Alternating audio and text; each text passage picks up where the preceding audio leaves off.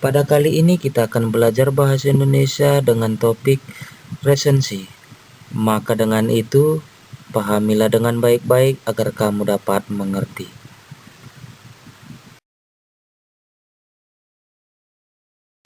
Resensi adalah ulasan atau penilaian mengenai suatu karya, baik itu bentuk buku, film, atau bentuk karya lainnya. Dengan demikian, boleh kita tarik pemahaman adalah memberikan gambaran kepada pembaca mengenai suatu karya, apakah layak dibaca atau tidak.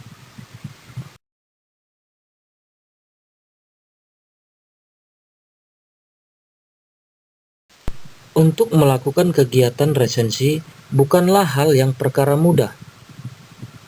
Untuk melakukan kegiatan ini diperlukan kamu harus memiliki pengetahuan di bidangnya. Jika seorang penulis akan meresensi sebuah novel, maka ia harus memiliki pengetahuan tentang teori dan perkembangan dari novel tersebut. Yang kedua, memiliki kemampuan menganalisis.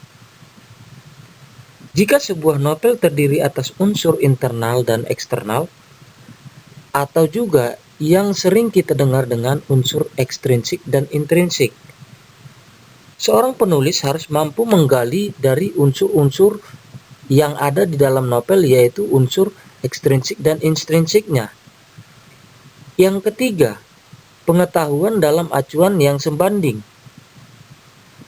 Penulis akan membandingkan sebuah karya yang lain dengan sejenisnya. Maka, penulis akan mampu menemukan suatu titik kelemahan dan juga menemukan keunggulan dari sebuah karya. Itulah yang harus kamu lakukan dan kamu persiapkan untuk menjadi seorang penulis dalam resensi.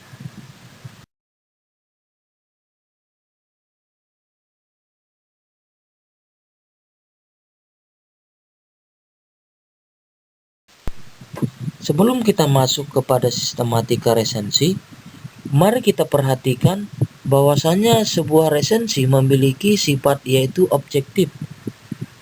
Kita harus bisa menuliskan secara objektif sesuai dengan apa yang kita dapat dari karya yang sedang kita nilai.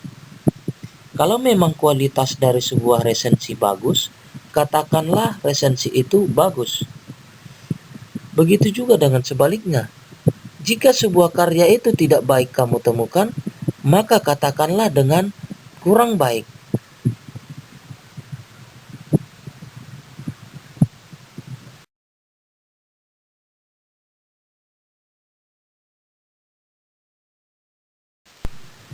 Sekarang kita masuk ke dalam sistematika penulisan resensi.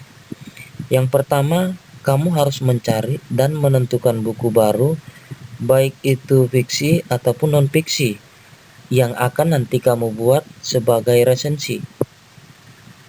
Yang kedua, catatlah identitas buku yang akan diresensi, seperti jenis buku, judul buku, nama pengarang, nama penerbit, tahun terbit, tahun cetak, jumlah halaman, jenis kertas, dan harga buku.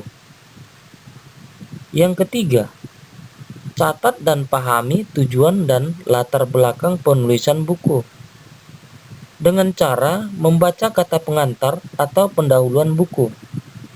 Kemudian, buatlah daftar pokok-pokok isi buku secara keseluruhan.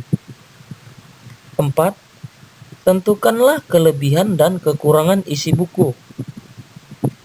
Yang kelima, tulislah ringkasan materi dari buku yang dibuat resensi secara jelas dan sistematis.